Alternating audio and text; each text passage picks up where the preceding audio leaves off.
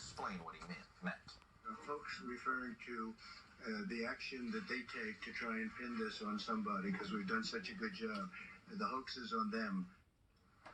I sat down with Vice President Mike Pence, who is leading the administration's response effort, and began by asking him about the American who died. Well, it's a tragic loss. That man passed away, I believe in his late 50s, that also had some other high-risk factors, but it doesn't take away from the tragedy. The encouraging news is that of the now 22 Americans, including the man who sadly lost his life, the majority of them are recovering well.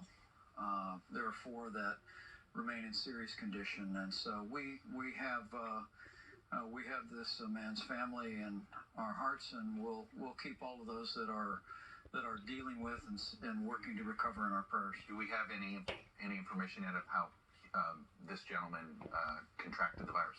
We're working it. The process, Chuck, is that state and local officials are in the lead, but in instances involving the coronavirus or any infectious disease, we have CDC on the ground immediately to assist and support, and they're working to identify it. But I think it's very important that the American people know that the risk of infection to people in this country remains low. Earlier, you spent a lot of time in the lab where they discovered this virus in that province in China.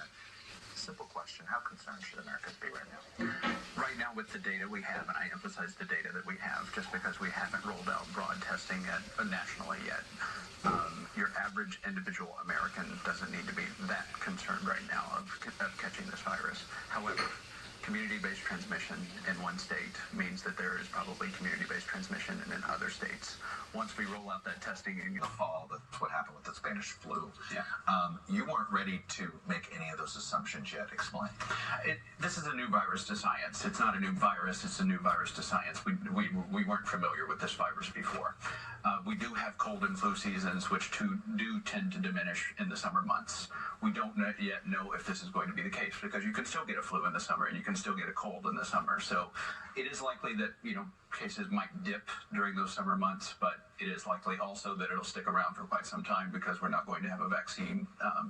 Presumptively, we won't have a vaccine before the end of summer. So we could see a dramatic rise again in